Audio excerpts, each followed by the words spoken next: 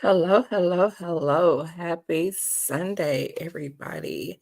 Happy Sunday. Hope all is well today. Hope everybody is doing well. Please don't forget to like, comment, subscribe to the channel. Also, share the videos. Drop down in the comments. Let me know what you guys think about the video. Today, we will be discussing or talking about the Real Housewives of Potomac, Season 9, Episode 3, Mama Knows Best. Now, I came into the episode probably about 5 to 10 minutes late, roughly, give or take. So I'm uncertain as to what transpired in those few moments. Not gonna lie, because I was debating whether or not I even went and watch the episode tonight. So finally, I was like, okay, we're gonna go ahead and watch it. We're gonna go ahead and watch it and see what it's giving. When I came in on the episode, all things in this video are alleged, and they are from my opinion, from what I saw when I was viewing the episode. They're used for entertainment purposes. So when I came in on the episode, I came in on Karen saying, "What the F is going on?" And of course, I'm like, okay, what the F did I just stumble upon? What's going on here? What's going on? So it shows where she's talking to Ashley, and it's some more women there. They're evidently having a conversation based off of what transpired on last episode when Karen told Giselle that she would be to the GNA event. And, she ended up sending the ladies an invitation to her event. So this is what they are discussing. And Ashley says to Karen that she is deflecting. And Karen, of course, goes on the defense. And she was like, well, were you deflecting when, people were talking about Michael was around here pinching asses and you said you couldn't talk about it? Were you deflecting then? And of course, Karen is deflecting. This looks like it's going to be a season of Karen, the grand dame, deflecting and not taking accountability. That's what it's giving me. I like Karen, but Karen has never been just my absolute favorite. I hate to say that. So at this point, I don't even know if I have a favorite. Not gonna lie, at the beginning, I was partial to Giselle. I like Giselle. It is what it is. But now, I don't really care one way or the other. For real, for real. But Karen makes the statement that, she could have died during her accident, which is possible. But Ashley makes an even greater point, because I felt like her point was greater, because Karen, you chose to get the alcohol, go out there and drink and drive. And Ashley was like, or you could have unalived someone, which I'm on Ashley's side on that, because she's right. Because I've noticed just in life in general, when you have the drunk drivers, the people out here that's drinking and driving, most times the person that is drinking will go out there and they'll hit somebody. The person they hit end up being unalived or seriously injured, whereas their drunk behinds most times usually walks away unscathed. So I'm kind of partial on Ashley's side on that one. So I'm sorry. But They go to back, they do a little back and forth. Karen starts talking about her bunions and whatnot, or rather her feet. So Ashley tells her, you need to worry about whether or not you're going to jail. Eh, shots fired. Shots fired, y'all. And of course, by the end of the conversation, Karen says Giselle is wrong and Giselle needs to apologize. Now,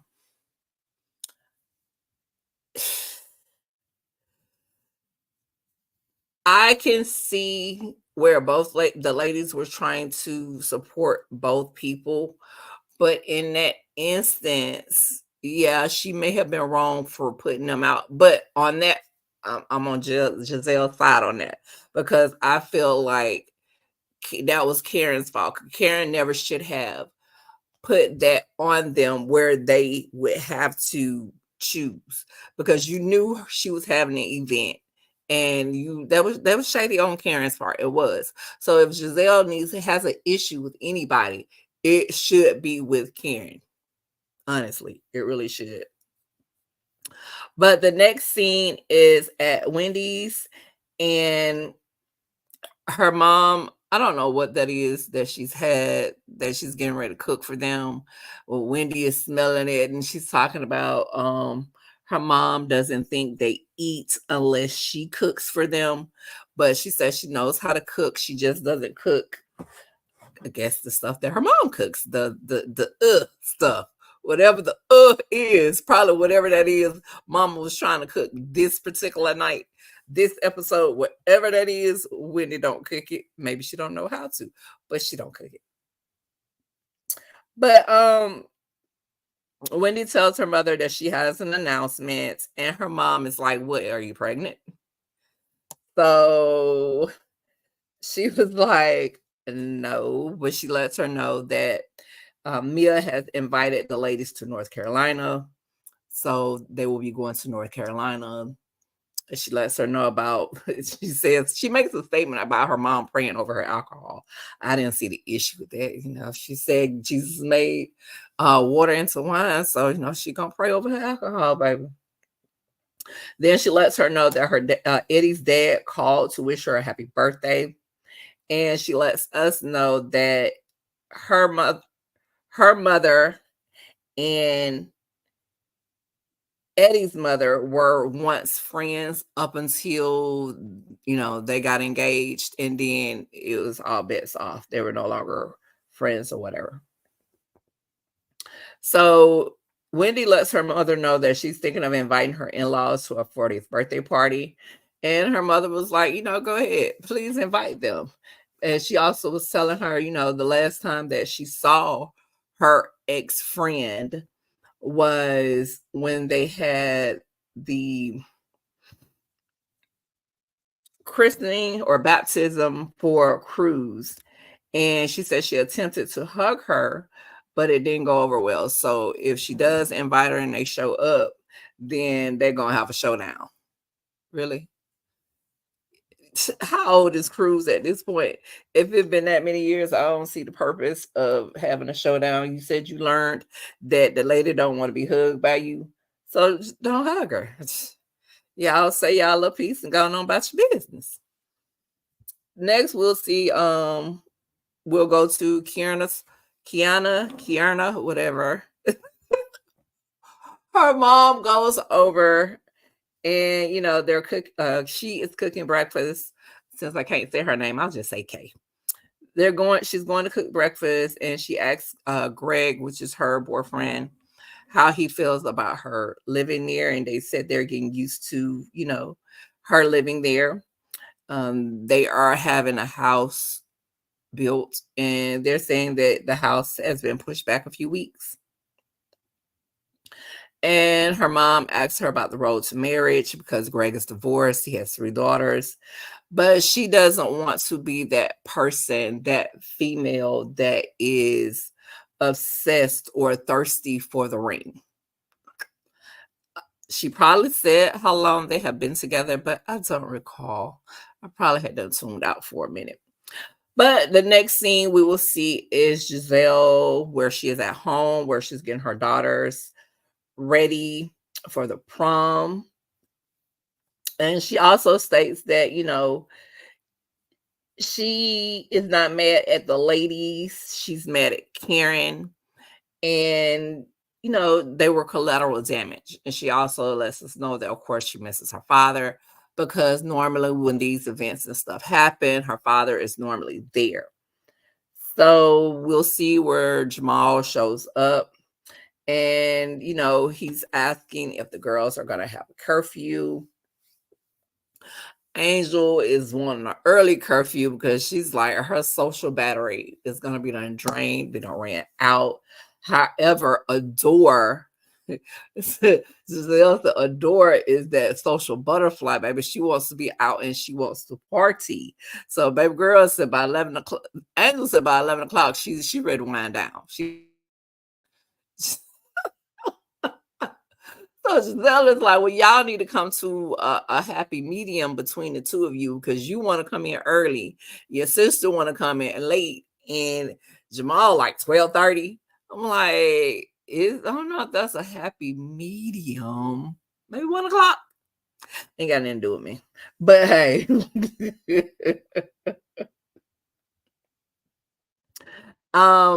Of course, in the confessionals, they talking about Jamal has a girlfriend, and Giselle says she don't care how many girlfriends he got because at the end of the day, he is the father of all three of her kids, and that is not changing. So he can have any girlfriend under the sun; it ain't changing nothing on her end. And we'll see where the girls are ready, and they look absolutely beautiful for their prom. They look gorgeous. So Giselle states that she's not ready for them to go off to college, but she does tell them, as they're leaving to go to prom, y'all tells them to be careful and stuff and stuff. Like, what you mean and stuff, Giselle? But she did a great job with them. I gotta give her that. She did do a wonderful job with those girls. Next, we'll see Mia and Ink, and Mia is thanking him for their little staycation. And we'll see where Jacqueline and her kids arrive.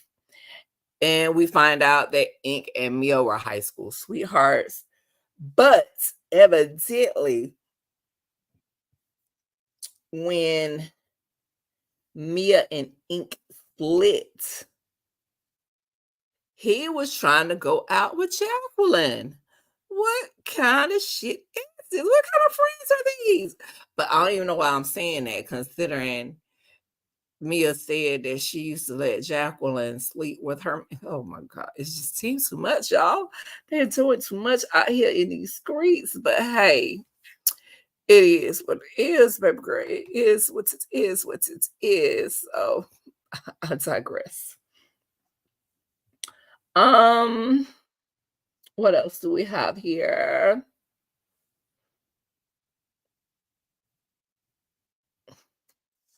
Next we was well, also in that scene, they're gonna bring over Jacqueline's ex-boyfriend, baby daddy. And when he comes in, she calls him PP.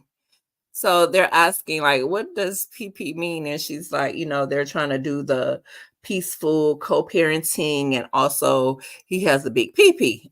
Baby girl, we did not need to know how big his P or his P was. We did not need to know that. Which is probably why y'all been off and on for 14 years, because he has the big PP. Gosh. But anyway, they ask about how Gordon is, and it seems like Mia tries to run down a list of things that she's complaining about with Gordon. But she claims she's trying to keep the kids and Gordon together because she didn't have hers when she was growing up. I don't know. Mia just doesn't. I'm not really feeling Mia. Mia is a big ass liar, but hey, who am I? The next scene, we'll see where Stacy goes to see her personal trainer, and you will see the guy that she's dating, TJ. I guess TJ was her best friend at one point, and now they are trying to transition into being in a relationship. So they work out together, and she asks him how much does he want to sleep with her, and he tells her, okay. I'm like, what does that mean? So I guess that means he ain't trying to sleep with her. He ain't big on sleeping with her right now, because we find out from her that he doesn't want to sleep with anyone without marriage. So she's tells him that, she's really trying to separate her life, her life now, from the life she's had in the previous 20 years. And he's telling her that he wants to do things the right way. So he's not a virgin. However, I guess he's gotten to the point now where if he sleeps with anybody at this point, he wants it to be marriage, or at least leading up to that. Can't be mad at that. But he gives me a little, but we're going to leave that alone. Back at Mia's apartment, she says she feels the kids are happy because she's happy. And it looks like she's moved again. So I can't say whether or not she's still in the same building as Gordon, because according to this, she has moved for the 4th time. So I don't know. And, she tells them that she's going to Lake Norman, which is in North Carolina. He asks, is the auntie going? And she's like, who's the auntie? And she's like, Giselle. So Giselle is the auntie. And then he asks, how is Karen? And she whispers that Karen has a court date. Why did I just whisper it? But that's how they did on the show. They said Karen has a court date, and they're on the show saying, whispering.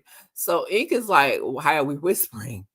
I mean, all this is out in social media, in the news. So why are we whispering? Because, this is her storyline this season. So why are we whispering? And, she says that it's a criminal case. Hey, it is what it is, baby girl. And Ink asks her if they are going to support her. Of course, probably not, but Next, we'll see where Giselle goes to meet the ladies for drinks. She orders a charcuterie board. Ashley is the first to arrive, and of course, she asks for a mocktail. And she says she wants to get to know the ladies without Karen. The ladies arrive, and Jazz jumps right in. She don't beat around the bush. She just straight jumps right in. And you can't be mad at her for it. She jumps right into the conversation. And Giselle apologizes. She lets them know it wasn't directed at them, because, she was a little angry. She directed the anger at them at the time, but she shouldn't have. And she apologizes, because she said she's not upset with them. She's more so upset with Karen, but she gave it to them. So Wendy wasn't there when she issued the apology. And so she showed up literally right after she issued it. And she was like, what's going on? What y'all talking about? And the ladies let them know that Giselle apologized. And she was, what? Giselle said an apology? Because, they just outdone, and they can't believe Giselle even parted her lips to say she's sorry about anything. So Giselle is like, cooler heads have prevailed, and, she did, of course, apologize. And, Stacy tells her, well, Giselle asks her if she had 2 kids, or what she thought she had 2 kids. And Stacy lets her know that, she only has the one daughter, and she's going through a divorce. And Giselle was like, do you want the divorce? Is it hard for you? Basically trying to get more information about it. And baby Ashley just said, she ain't concerned about the divorce for real. She already got a new man. So Giselle was like, oh, you got a new man, baby. Just move on with your life then. Baby, homegirl checked and clocked Ashley in the moment, because she's like, baby girl, I've been around you for however many days now, and giving you, telling you my business. And in a matter of a charcuterie board and some drinks, you done put all my business out here on the front street. So Ashley is like, I didn't know it was a secret. Because, you talk about he's a friend, just like Vivian is a friend. I didn't know it was a secret. I didn't know, I was spilling tea. I didn't know that. Ashley, just shut up. Because whatever it was you was spilling, ain't nobody asked you to spill it. Let's talk about you and Michael and whatever you doing. The girl didn't ask you to tell her business. But anyway, in the end, Giselle was like, she tells her, focus on, your life, on your happiness. If this guy makes you happy, then be happy. And the next scene, we'll see where the ladies are headed to the airport. You see where they're checking in. Of course, Stacy doesn't go to the airport because she isn't going to fly. She's going to get a driver drive her there. And once they get to, they landed in North Carolina. They get into 3 separate cars. Karen and Mia ride in the first car. Giselle, Wendy, and Jazz or somebody in the second car.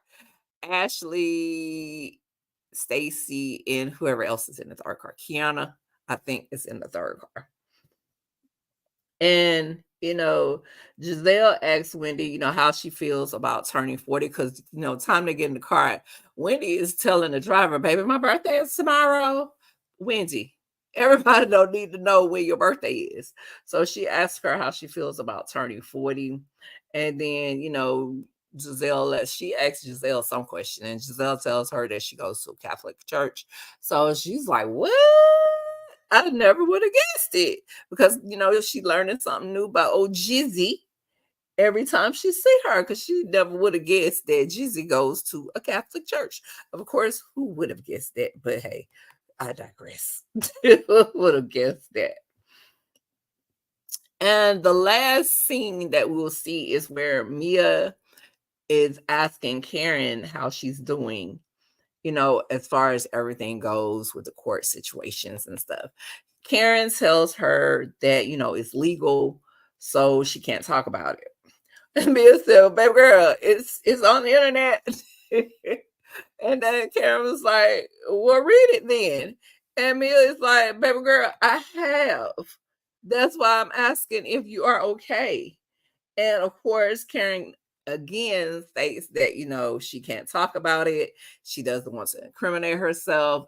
And basically, she's telling me, Mia, my business girl, but Grandam, you can't have this as your storyline and not want to talk about it. You are going to have to talk about this situation. You little drunk.